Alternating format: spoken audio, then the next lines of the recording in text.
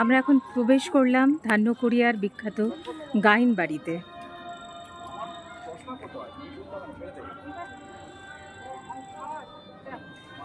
এখানকার স্থাপত্য দেখার মতন।